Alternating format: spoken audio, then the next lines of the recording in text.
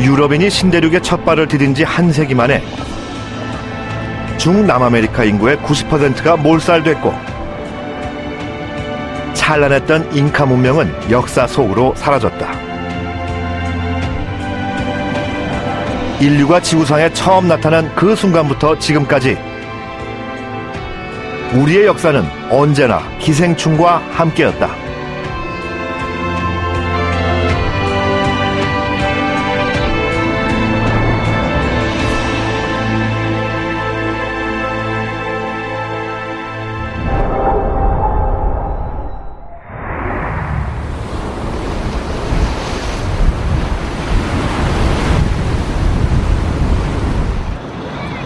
기생충과 인류는 과연 어떤 모습으로 공존해 왔을까? 가장 극적인 사건은 16세기 아메리카 대륙에서 벌어졌다. 콜럼버스로부터 시작된 유럽인의 방문은 아메리카 원주민들에게는 재앙이었다.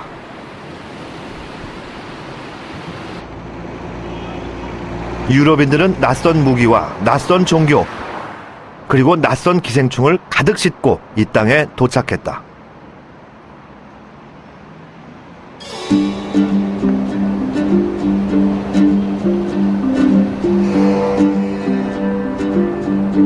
남아메리카의 대표적 문명이었던 잉카 제국의 땅 페루. 수도 리마에 있는 리마 대성당은 성당과 역사 박물관을 겸하고 있다. 리마 대성당은 1535년 리마가 건설될 당시 지어진 건물이다. 내부에는 스페인 침략의 역사가 고스란히 기록되어 있다. 스페인의 정복자 프란시스코 피사로는 1532년 200명이 채 안 되는 군사를 이끌고 나타나 8만 명이 넘는 잉카의 대군을 무너뜨렸다.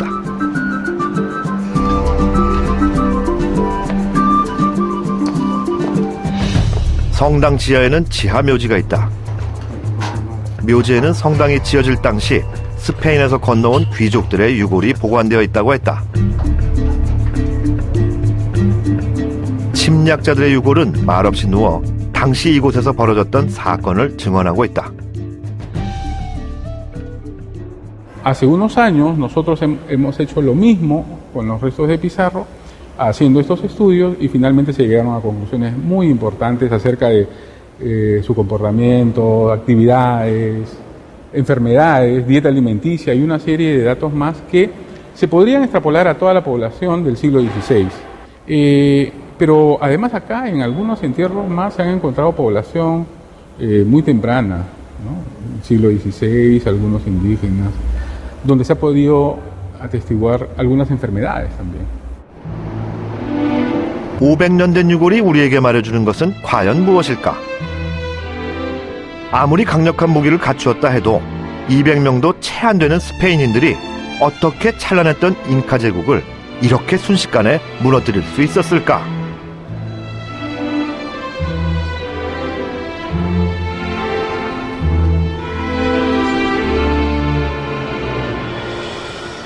해발 3,400m, 안데스 산맥 고산지대에 자리 잡은 쿠스코. 잉카 제국의 수도였던 이곳에는 제국의 영광이 희미하게 남아있다. 과거의 영광과 현재의 부사람이 공존하는 거리에선 전통 복장을 한 사람들의 모습을 어렵지 않게 볼 수 있다.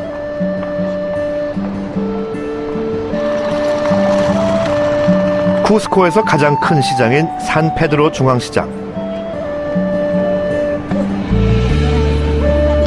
관광객의 눈길을 끄는 물건들이 많다.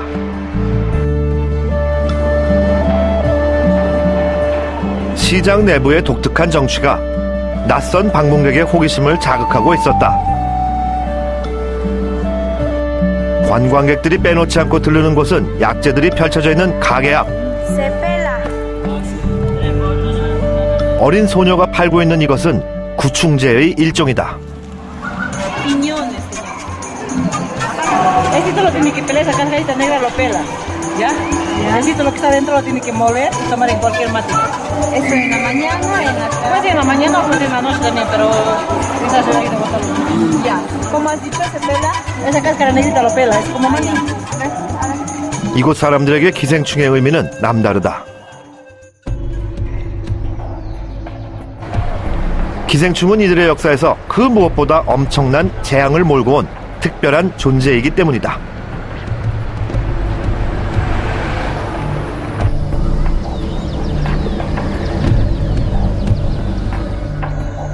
쿠스코의 유적지들에서 당시 아메리카 대륙에 불어닥쳤던 재앙의 흔적을 볼 수 있다.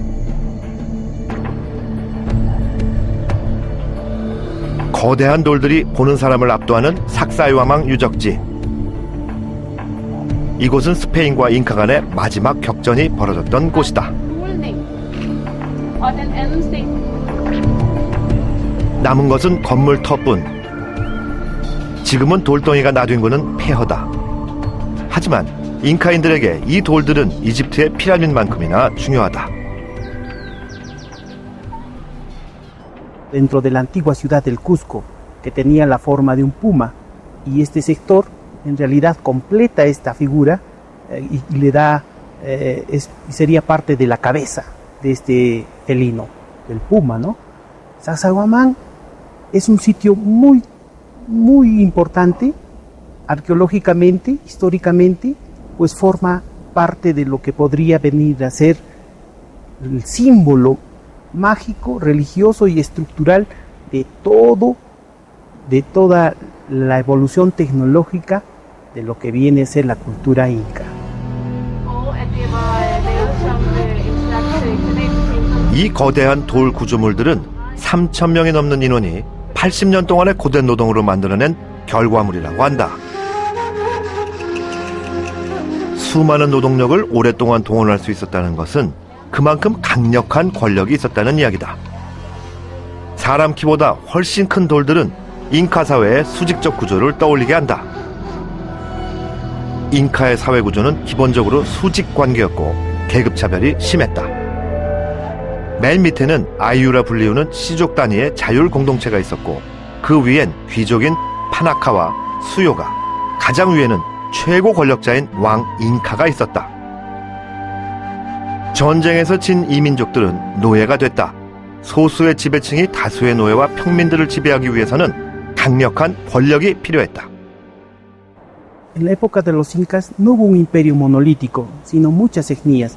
Los españoles utilizaron como estrategia hacer una especie de alianza con los grupos étnicos que estaban recientemente invadidos o conquistados por los incas, de tal manera que la guerra no tanto fue entre los españoles y los incas, sino entre los propios habitantes de este imperio.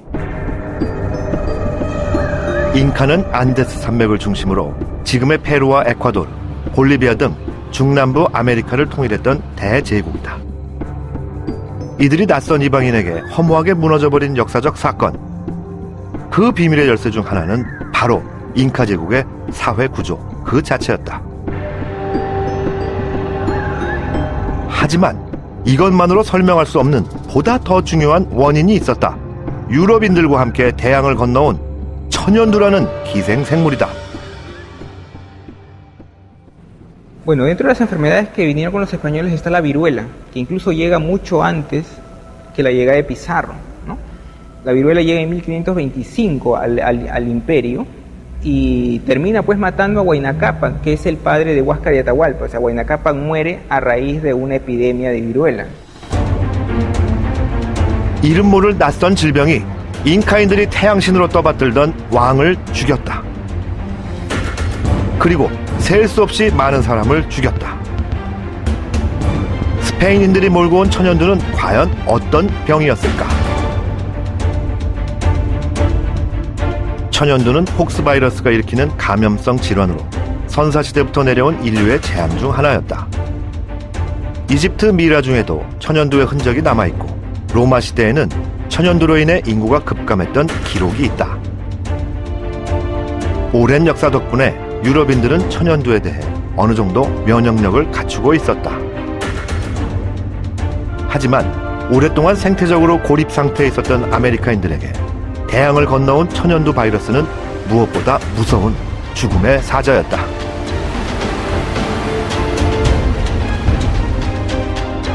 (1492년) 콜럼부스의 상륙 이래 폭스 바이러스는 신대륙에 무차별적으로 천연두를 퍼뜨렸다. 사람들은 스페인 군대와 싸우기 전 이미 천연두에게 참패를 당한 셈이다. Los españoles sí, digamos, a lo largo de los años, cuando la enfermedad no te mata, tú te puedes recuperar a la enfermedad y puedes desarrollar anticuerpos, es decir, tu cuerpo se hace más fuerte a la enfermedad, ¿no? En cambio, las poblaciones originarias de América no conocían esas enfermedades, entonces una enfermedad tan simple como la gripe podía diezmar a poblaciones enteras debido a que su cuerpo no conocía o no tenía los anticuerpos para poder repeler esa enfermedad. Bajaron de 12 millones de habitantes a casi 1 millón de habitantes en menos de 50 años, es realmente alarmante.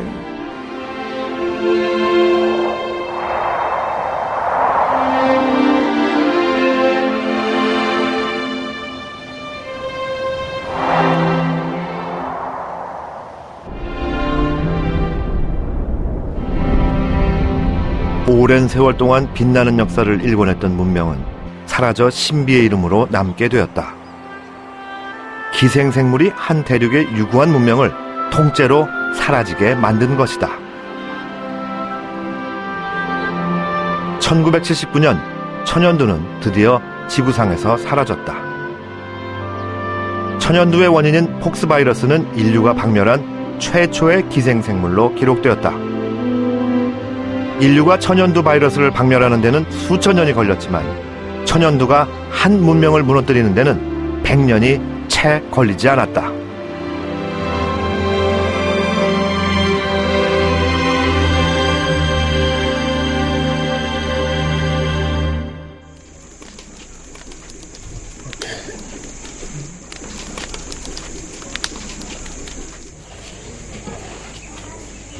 해질녘 밥 짓는 풍경과 가족이 둘러앉아 저녁을 먹는 모습은 이 세상 어느 곳이나 비슷할 것이다. 그런데 이들 가운데 초대받지 않은 불청객이 섞여 있을지도 모른다. 이곳이 아프리카라면 특히 더 그렇다.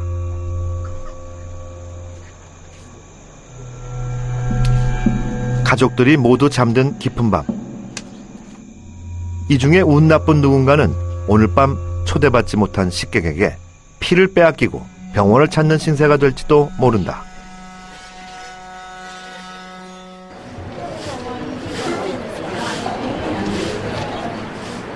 우간다 토로로의 한 종합병원. 입원실엔 침상마다 빠짐없이 모기장이 설치되어 있다. 말라리아가 워낙 많다 보니 웬만한 병원에선 예방조치로 모기장을 설치한다. 병실을 빽빽하게 채우고 있는 환자들 중에서도 말라리아 환자가 가장 많은 수를 차지한다.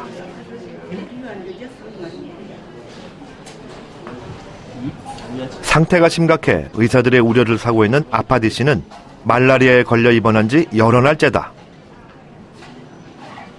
그는 뼈만 남은 상태로 며칠째 참기 힘든 통증에 시달리다 병원을 찾았다. She started vomiting. She started crying, the whole body pain, the legs, headache, fever. That's how he started, especially my neighbors. There are so many.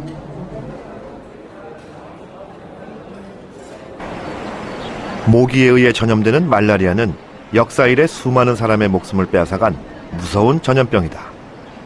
무더운 아프리카에서 모기에 물리는 일은 햇살 아래 피부가 타는 것처럼 피할 수 없는 일로 여겨졌다. There are three infectious diseases that kill the most people in the world. One is AIDS, the second is tuberculosis, and the third is malaria. Malaria kills an estimated 1 million people per year. That translates, if you do the calculations, about one person dying every 30 seconds. 말라리아의 원인이 되는 기생충의 정식 이름은 플라스모디움이다. 원인충의 종류에 따라 3일열 말라리아, 난형열 말라리아, 4일열 말라리아, 그리고 열대열 말라리아의 4가지로 나뉜다. 이 중에서 환자를 죽음에 이르게 하는 가장 위험한 것이 바로 열대열 말라리아이다. 말라리아를 옮기는 모기는 얼룩날개 모기류다. 얼룩날개 모기류는 정지해 있을 때 꼬리 끝을 올리기 때문에 보통 모기와 쉽게 구별할 수 있다. 플라스모디움의 생활사는 크게 모기 속의 생활사와 인체 내의 생활사로 나뉜다.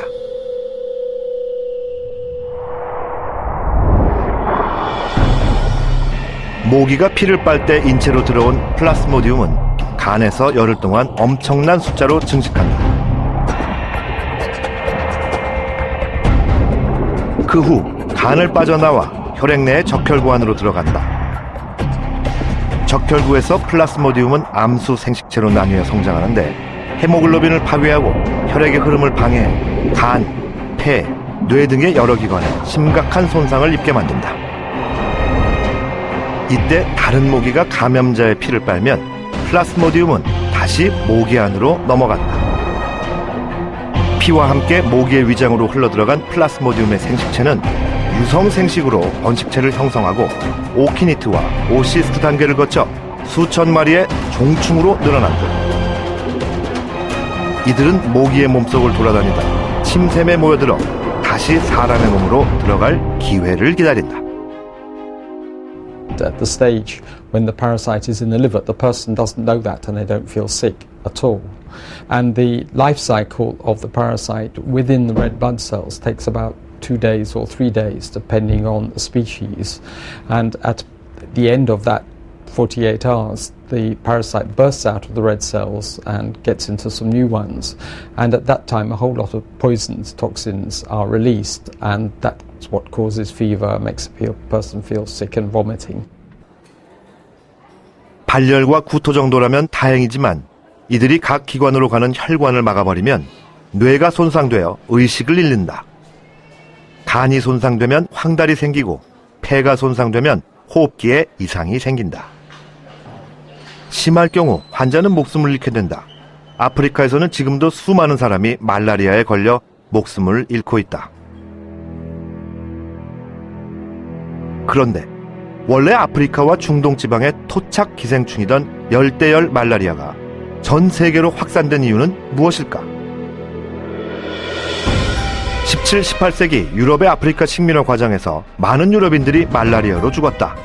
원주민들에게는 별 문제 없는 말라리아가 저항력이 없는 유럽인에게는 치명적이었던 것이다. 이들에게 말라리아는 제국주의의 꿈을 가로막는 거대한 장벽이었다. 이런 사정은 아메리카에서도 마찬가지였다. 아프리카의 노예선에 실려온 것은 노예들뿐만 아니었다. 말라리아 모기들도 대양을 건너 아메리카로 들어왔다. 말라리아는 아메리카 원주민뿐만 아니라 서구 열강의 식민지 건설에 큰 위협을 가했다.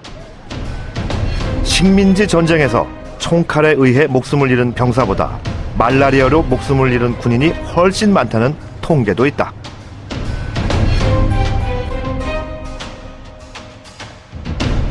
다급해진 제국주의 국가들이 말라리아 치료약을 찾아 나서기 시작했다. 그들이 관심을 가진 건 남미가 원산지인 기니 나무였다. 말라리아가 전파된 이후 남미인들은 기니 나무 껍질을 말려서 약으로 쓰고 있었다. Malaria people have known about malaria as a particular disease for at least 2,000 or 3,000 years. It was recognized as a specific illness long before people knew about malaria parasites and mosquitoes transmitting it. That's only about 100 years ago. And so people used local treatments to get rid of the fever, try to get rid of the parasite. And the most effective one of those was a drug called quinine, which comes from a tree, the bark of a tree that grows in South America. 천연약재인 키닌에는 비교적 값도 싸고 효과도 좋아 오래도록 대표적인 말라리아 약으로 쓰였다. 하지만 맛이 쓰고 부작용이 심해 환자들을 고통스럽게 했다. 오래 복용할 경우 부작용으로 죽는 사람도 있었다. 1940년대 2차 세계대전의 와중에 키닌의 수급이 어려워지자 사람들은 대말라리아전 방향을 바꾸기 시작했다. 사람이 약을 먹는 대신 매개체인 모기를 없애 말라리아를 퇴치하기로 한 것이다. 가장 각광을 받은 건 DDT라는 살충제였다. DDT는 강력한 살충력으로 말라리아 모기를 급속히 사라지게 만들었다. 그러나 곧 인체와 환경에 치명적인 문제를 일으키기 시작했다. 대안으로 합성 항말라리아제가 개발됐다. 클로로퀴닌은 40년간 말라리아 약으로 사용되었고 그 후에는 아르테미시닌이 뒤를 이었다. 하지만 그동안 말라리아도 진화를 거듭했다. The parasite is clever and there are already beginning to be signs of resistance to the artemisinin, and that's emerged in Cambodia, in a place called Pai Lin in the west of Cambodia, and that is very worrying for everybody because if that parasite that was resistant there spread to Africa, we would have another very major problem, as happened when we got resistance to chloroquine.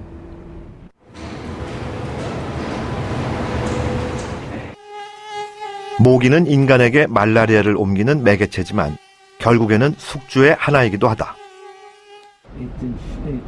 존스 홉킨스 의대 마르셀로 제이콥스 로레나 박사는 이런 관점에서 새로운 연구를 시작했다.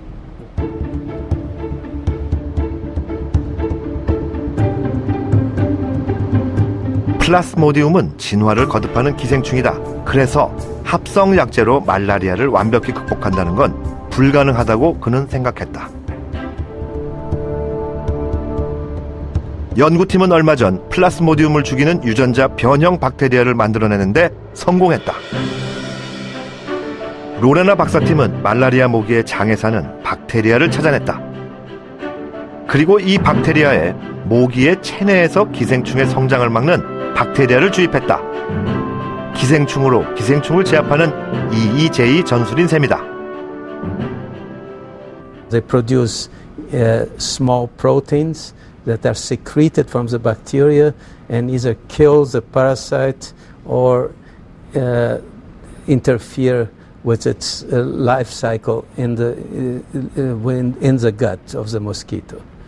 So this we have achieved, and then the second part is to devise ways to spread the bacteria in the field. And here we've made an important recent discovery. We found a bacterium that can cross a midgut, populate the ovary, and being laid with the eggs when the female lays the egg. 의학자들이 더 잘 듣는 말라리아 약을 연구하는 동안 진화 생물학자들은 전혀 새로운 시각의 접근이 필요하다고 이야기한다. 그들은 인간과 말라리아의 대결이 끝없는 진화 경쟁이라는 사실을 강조한다. When we think only in terms of making a weapon to control the organism, then the organism evolves in response to that attempt so that it's resistant to that weapon. But if instead we think of intervening in a way that favors the mild organisms, then the organism will still respond, but it will respond in the direction we want it to go. It will respond by becoming more mild rather than responding by being more resistant to our kinds of efforts.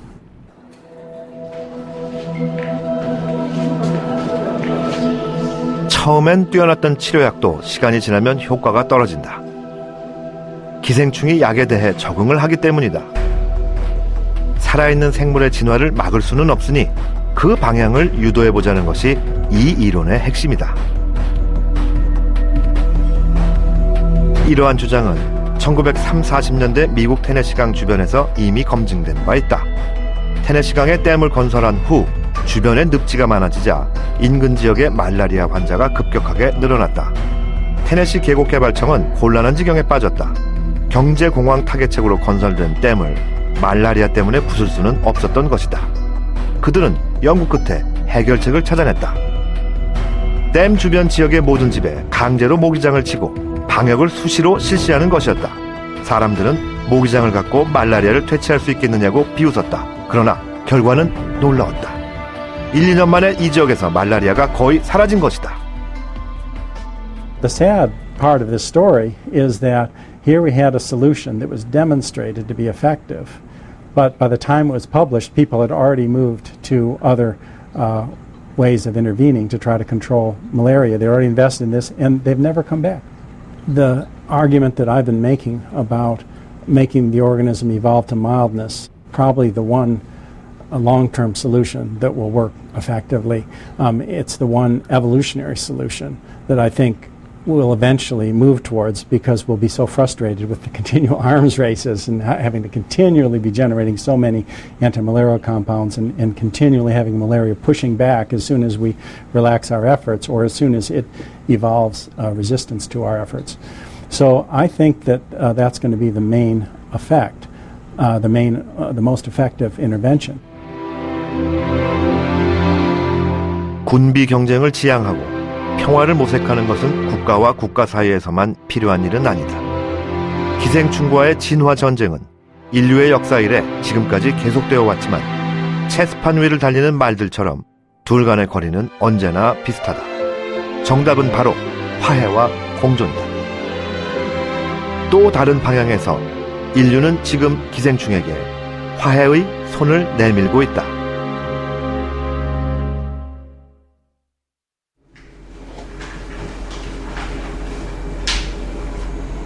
고등학교 3학년 태훈이는 공부에 집중하기가 힘들다. 공부가 싫어서가 아니다. 자신의 의지와 상관없이 수시로 화장실을 찾아야 하기 때문이다. 중학교 2학년 때부터 시작된 설사와의 전쟁이 4년 넘게 태훈이를 괴롭히고 있다.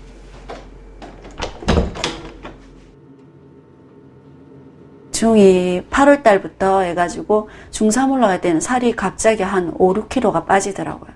그러니까 그때 굉장히 심했어요. 설사를 너무 많이 해가지고. 보통 조금 먹었다 하면은 화장실에 한 아침에만 해도 3번, 4번 화장실에서 거의 반나절을 보내는 댁이에요. 보면은 설사니까 중2 이후로부터는 변다운 변을 본 적이 없어요. 거의 설사, 그리고 시험 기간 같은데 예민할 때 공부를 좀 많이 한다 이러면 거의 화장실에서 살아요.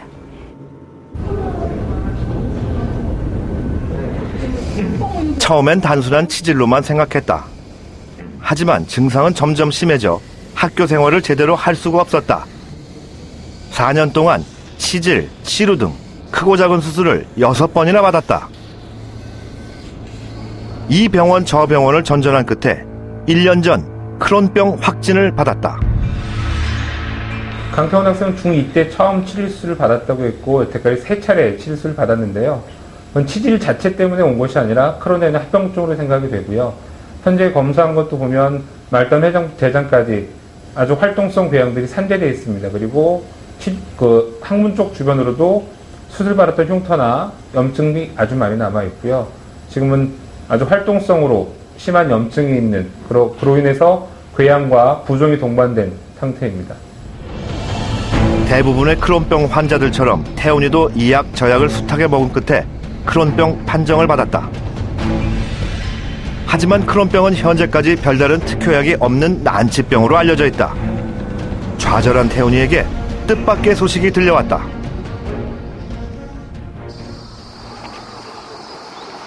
미국, 독일 등 선진국에서 크론병 치료를 위해 새로운 방법이 시도되고 있다는 소식이었다. 독일의 내과의사 타니아 퀴바허 박사는 크론병 치료의 권위자다. Der Darm ist unser größtes Immunorgan und besitzt eine eigene Schutzschicht, nämlich die Darmschleimhaut. Diese fungiert als Barriere, damit schädliche Wirkstoffe von außen nicht in den Darm hineingelangen. Was nun passiert, wenn man an einem Morbus Crohn erkrankt ist, dass diese Barriere gestört ist. Die ist defekt. Und das bedeutet, dass immer mehr sozusagen schädliche Stoffe durch diese Barriere hindurchwandern können und es dann zu einer Entzündungsreaktion kommt, die aber nicht wie normalerweise dann auch limitiert ist, das heißt aufhört, sondern dass es immer weiter zur Entzündung kommt. 언젠가부터 우리 주변에는 천식, 아토피, 크론병 같은 자가 면역질환 환자가 자주 눈에 띈다. 자가 면역질환이란 우리 몸의 면역체계에 이상이 생겨 면역계가 자기 몸을 스스로 공격하는 병을 말한다. 이런 병들은 미국이나 북유럽처럼 위생시설이 잘 된 선진국에서 주로 나타나 선진국병이라고도 불리운다. 이것은 기생충이 점점 줄고 있는 생활 환경과 아주 깊게 관련이 돼 있다. 쉽게 말해 너무 깨끗한 환경이 문제라는 것이다. Es ist so, dass es eine Hygienethese gibt, die besagt, dass wenn man in der Stadt aufwächst und nicht auf dem Land, häufiger zum Beispiel Allergien hat und häufiger auch an zum Beispiel Autoimmunerkrankungen und Erkrankungen leidet, wo das eigene Immunsystem eine große Rolle spielt. Wir sehen das bei Allergien, wir sehen das bei Asthma, wir sehen das zum Beispiel auch bei chronisch entzündlichen Darmerkrankungen. Menschen, die auf dem Lande leben, die auch als Kind eher mit Tieren und auch mal mit Dreck gespielt haben, in Kontakt kommen, haben häufig weniger Allergien und auch weniger chronisch entzündliche Darmerkrankungen. 사실 우리는 흙과 접촉함으로써 바이러스, 박테리아 등 수많은 기생생물의 침입을 받는다. 면역계는 이런 침입자를 통해 적군을 식별하는 법과 싸우는 법을 훈련받아 왔다. 하지만 요즘 아이들은 기생충과 접촉할 기회가 점점 줄어들고 있다. 도시에선 흙 보기가 어려워졌고 살균을 위한 제품들은 주위에 넘쳐난다. 돼지 편충은 기다란 채찍 모양으로 앞은 가늘고 뒤는 굵다. 길이는 3-4cm 정도. 이들은 음식을 통해 돼지 체내로 들어간 후 위장에서 부화된다. 위산을 만나면 껍질은 녹고 그 안에서 애벌레가 나온다.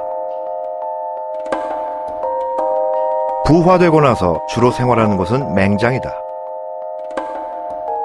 비록 약간의 흡혈을 하긴 하지만 편충은 숙주에게 별 문제를 일으키지 않는 얌전한 기생충이다. 독일 의료진의 조언에 따라 태훈이는 2주에 한 번씩 돼지 편충 2,500알을 3개월 동안 복용하기로 했다.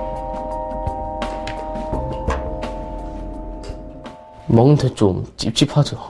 안에서 또 자랄 것 같기도 하고 맛도 살짝 이상하고. 태훈이의 몸속에 들어간 돼지 편충알은 위에서 부화하여 소장을 거쳐 대장에 정착한다.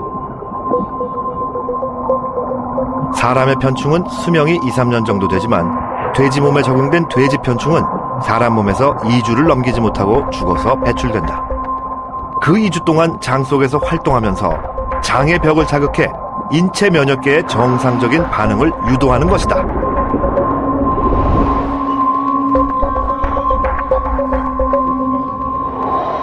기존의 임상실험 결과들은 희망적이었다.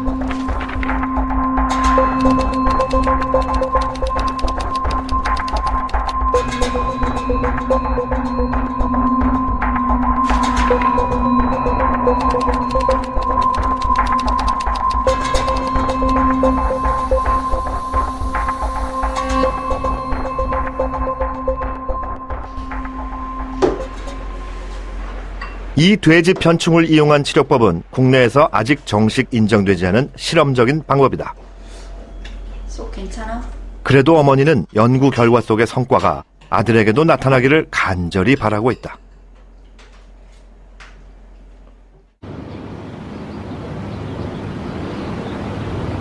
의학 분야 못지않게 기생충의 활용 전망이 밝은 것은 농업 분야다.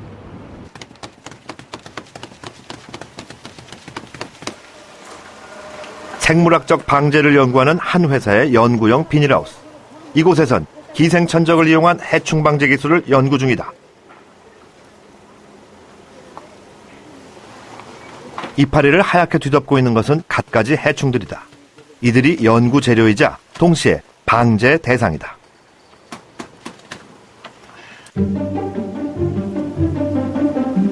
이름도 곱고 생김새도 예쁘장하지만 알고 보면 진디는 농부들을 괴롭히는 해충이다.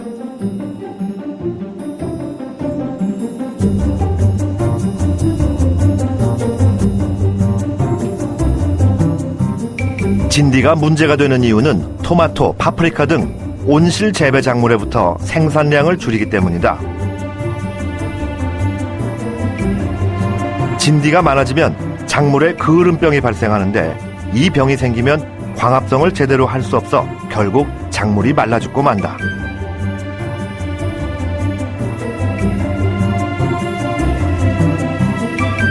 그런데 이 진디들을 자세히 들여다보면 좀 튀는 녀석들이 보인다. 다른 진드들과 달리 속 안에서 뭔가 움직이고 있는 녀석들이다. 이 녀석들의 정체는 무엇일까? 주변을 배회하는 콜레마니 진디벌은 그 이유를 알고 있을 것이다. 콜레마니 진디벌은 진디의 기생천적이다. 기생천적이란 다른 동물의 몸에 자신의 새끼를 낳아 기르도록 하는 기생동물을 말한다. 콜레마니 진디벌은 특별히 진디의 몸속에만 알을 낳는다. 진디의 몸에 알을 낳으면 진디는 더 이상 번식하지 못하고 벌의 알만 키워내고 죽는다. 콜레마니 진디벌은 살아있는 진디 맞춤형 해충 방제제인 셈이다.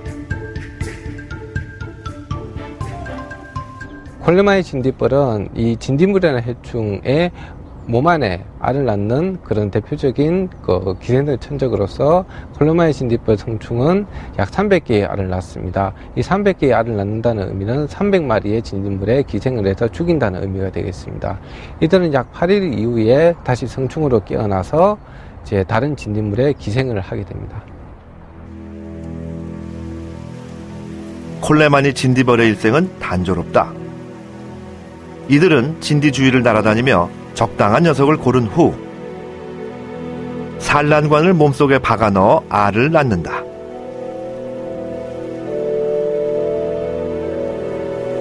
콜레마니 진디벌의 알은 진디의 몸속에서 7, 8일 정도 성장한다. 진디의 몸이 투명해서 알이 성장하는 모습을 겉에서 확인할 수도 있다.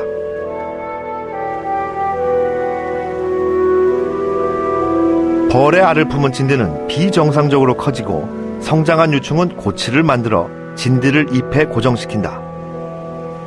그 다음 어미의 몸 대신 자기를 품어주었던 진디의 몸을 찢고 세상으로 나온다.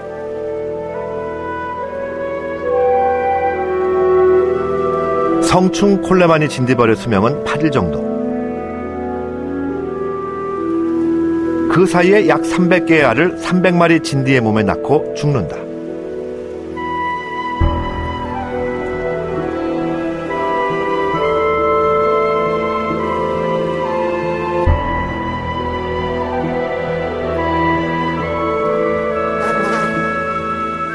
농약은 살포하고 나서 방제 기간, 즉 잔여 기간 자체가 짧기 때문에 한 작기 내에 여러 번의 방제가 수행돼야 되고, 그 방제가 수행될 때마다 여러 가지 인건비라든지 여러 가지 부대 비용이 많이 발생을 하게 됩니다.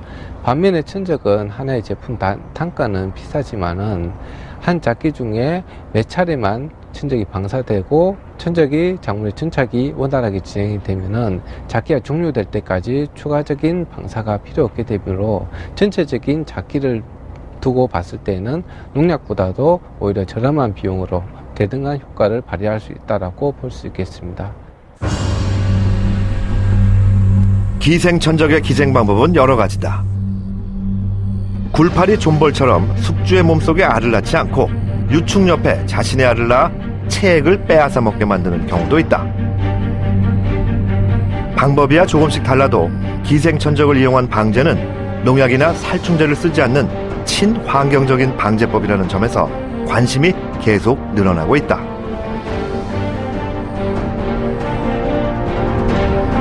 기생천적을 이용한 생물학적 방제는 19세기 말 미국에서 처음 시작됐고, 본격적으로 산업화된 것은 1967년 네덜란드에서부터다. 인간과 기생충의 동거는 인류의 역사만큼이나 오래됐지만 그 활용의 역사는 지금부터가 시작이다.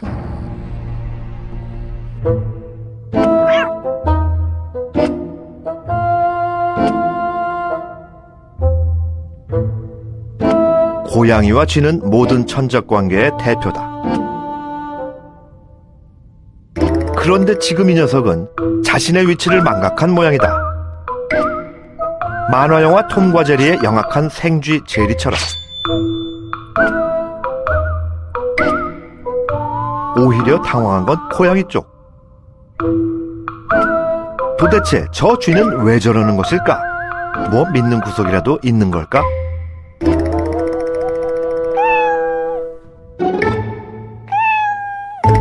Так toxoplasma se potřebuje dostat z mezihostitele do konečného hostitele predací a nečeká jenom na náhodu, až náhodou sežere tu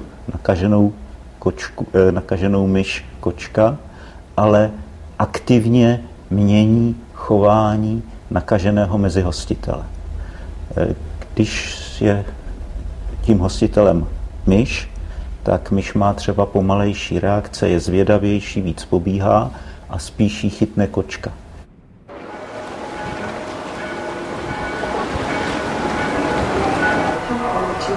체코의 의학자인 플레그르 박사는 오래전부터 톡소플라즈마라는 기생충에 대해 연구해오고 있다. 그는 숙주 조종으로 쥐의 성격과 행동을 바꾸는 톡소플라즈마가 인간의 뇌에도 영향력을 행사할 수 있다고 말한다. Zatím jsou dvě chemikálie v podezření, že jsou odpovědné za tyto změny. V první řadě je to neurotransmitter dopamin, který mění třeba tendenci vyhledávat nový podněty a rozpoznávat nový podněty. A mění i aktivitu. Druhou takovou chemikálií je testosteron. Zase se ukázalo, že nakažený krysy a nakažený lidi mají zvýšenou hladinu testosteronu a samozřejmě zvýšenou hladinu dopamínu.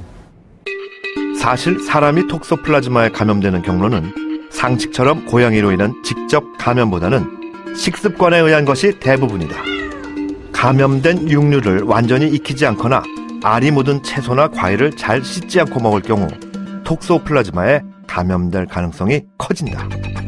유럽에서 특히 감염률이 높은데 프랑스는 노인층의 60-70%가 양성 반응을 보였고 우리나라의 경우는 2011년 조사 결과 10% 안팎의 감염률을 나타내고 있다.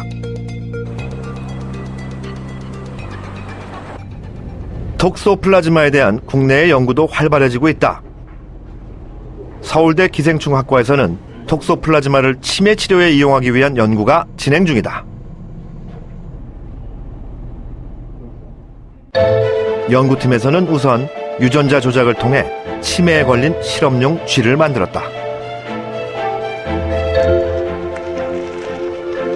실험에 쓰일 수영장엔 한쪽에 쉴 수 있는 안전지대가 있다.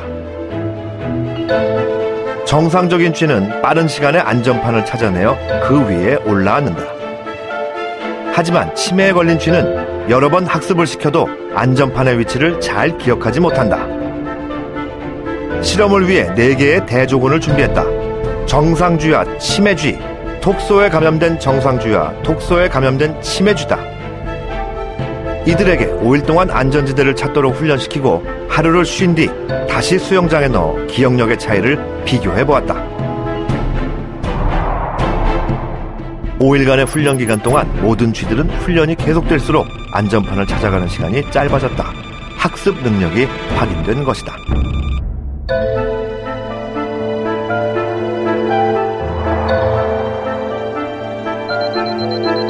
안전판을 숨긴 다음 기억이 얼마나 오래 유지되는가를 알아보는 실험에서는 톡소 감염 치매쥐의 선방이 눈에 띄었다.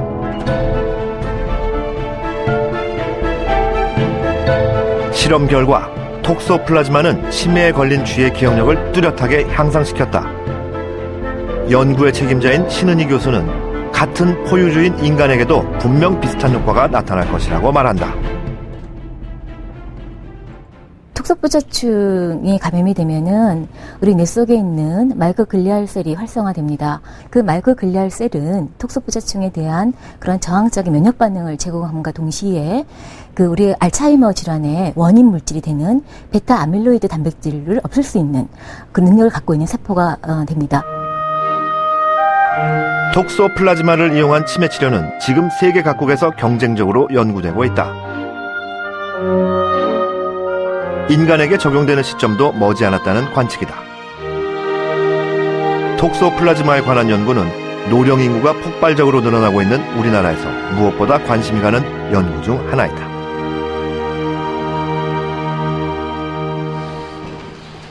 크론병 환자 태훈이가 돼지 편충알로 치료를 시작한 지 3개월이 지났다.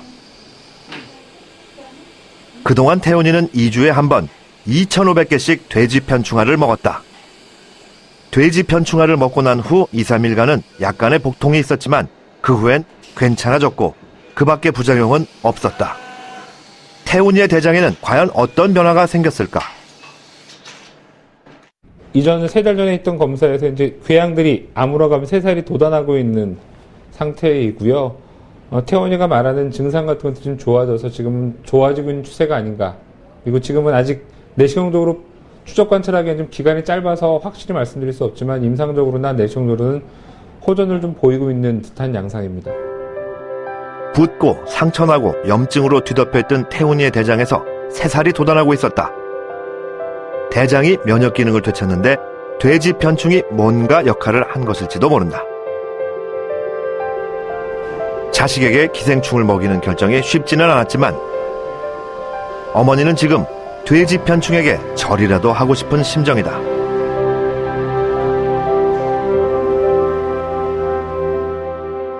옛날보다는 일단 제일 눈에 띈 거는 애가 화장실에 자주 안 가는 거, 그리고 그 다음에는 이제 설사를 안 하는 거.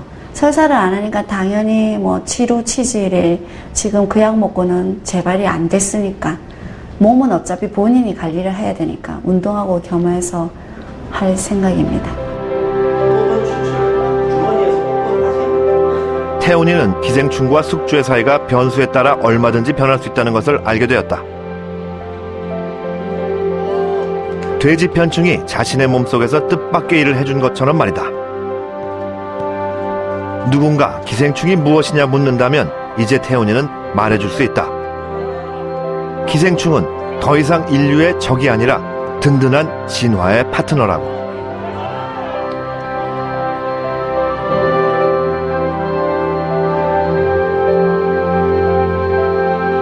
We have to understand that our ancestors lived with parasites ever since there was life on Earth. We're now in a world where we can get rid of parasites, and that's a good thing in terms of, you know, making us healthy, but there might be a downside to it, a disadvantage. So here's what I mean is that our bodies evolved to be accustomed to having parasites inside of us.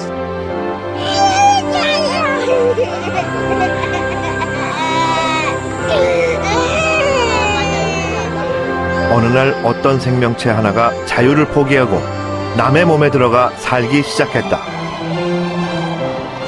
그때부터 세상은 기생충과 숙주 간의 소리 없는 전쟁터가 되었다. 기생충과 숙주는 끝없이 대립하고 경쟁하면서 적응과 발전을 거듭해왔다. 이제 우리는 이 긴 이야기에서 하나의 결론을 얻어낼 수 있다. 생명의 긴 역사를 따라 이어내려온 기생충과 숙주의 끝없는 대결, 그것이 바로 진화의 역사다.